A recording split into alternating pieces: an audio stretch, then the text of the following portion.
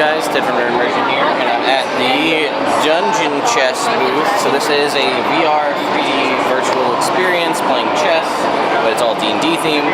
So you're going to watch me try and figure out how virtual reality works, and then see how good my chess skills are after that. So I guess I'll leave it.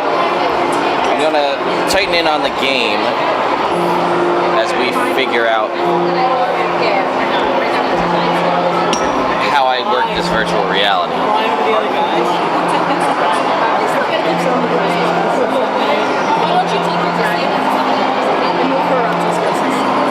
So there, we're good on the game. Now I'm going to try, alright, why don't we hook me up and see how this is supposed to work.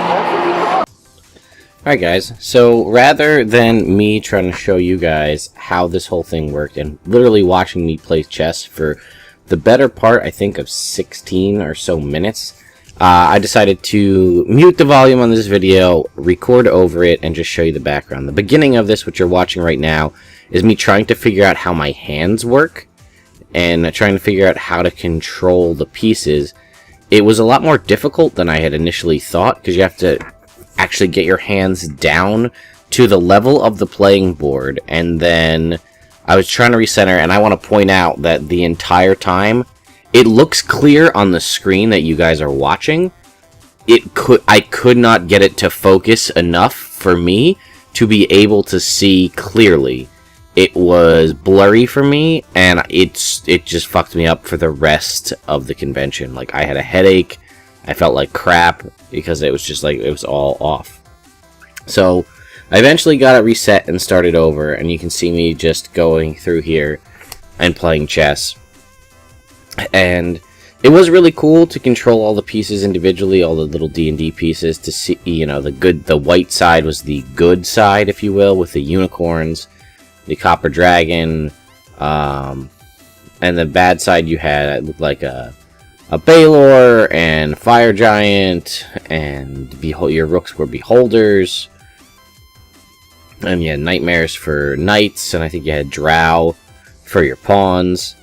And I don't know what setting this chess set was put on, but for the most part, it seemed, I don't know what difficulty I was on, to be honest, but it seemed relatively easy. I probably, had I not been so rusty on my chess game, probably could have ended things a lot earlier.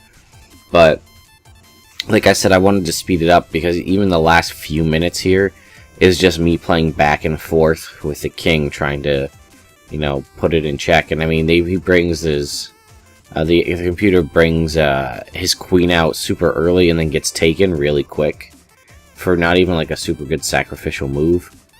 And there was a couple different options they talked when I talked about it. You could play against this dungeon bot, which is what I was playing against, or you can play local against your friends. And they have the red dragon. You could see it there. And I just took the red dragon, which was their queen, with my rook for nothing, really. And I don't know, the way I see it, I enjoyed playing the game, don't get me wrong. But I think this would do just fine sale-wise if you were to do this in a non-virtual setting. If you just put this out like the old cool Chess Master Battle Chess sets from back in the 90s, and you just put this out as it is on tablets specifically, but also on PC, you just put this game out as it is with the characters it has, with the kind of tales, the Yawning Portal Tavern, all that stuff, I think it'd sell. I mean, I don't find myself often in the mood to play electronic chess. In recent years, I haven't even found myself in the mood to play physical chess. But if you have a cool chess game, and like, it'd be cool to see if your opponent could be other than this dungeon bot, if you could get different characters to play against, that would be kind of cool. Play chess against Driz and give it a voice actor, play it against Bruner or whoever else, you know, like D&D main characters, and then give them voices. Play against Minsk and Boo, and then they have their voices in there, and it would be really cool to have that. And you know, I think that would be good, and like I said, I think people would buy it. I mean, I know I would buy a game that I could just, if I could just play it casually, Like I said, you put this on your tablet, and you could just take it where you go. You put it on your cell phone. It might be a little bit too small to do a chessboard on your cell phone, depending on the type of phone you have. But, you know, I think it'd be relatively easy. And, like I said, I honestly think it would sell enough pieces. Or enough copies that it would warrant, you know, sequels. Yeah, so, like I said, we'll just watch the last little bit here as I start to, you know, get my groove on and start eliminating pieces left and right. And just trying to block the enemy pawns from moving up so he doesn't get his queen back. And then it's basically just playing cat and mouse to put the king in the corner so that he can't get away, and then I can put him in checkmate.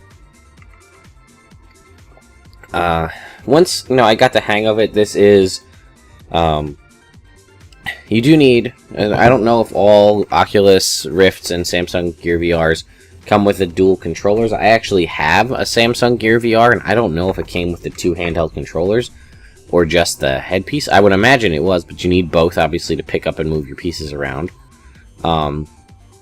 But like I said, I don't find myself, like, I'd be in a situation where I'd be like, oh, let me sit down today on this Sunday afternoon and play virtual chess with my, you know, in my augmented reality gear. So I feel like I would probably, I would prefer it in a just a play the game as it is. So I don't know. And here I am checking the king, and then you can see the fireworks at the end. Thanks again, guys, and I'll see you next time.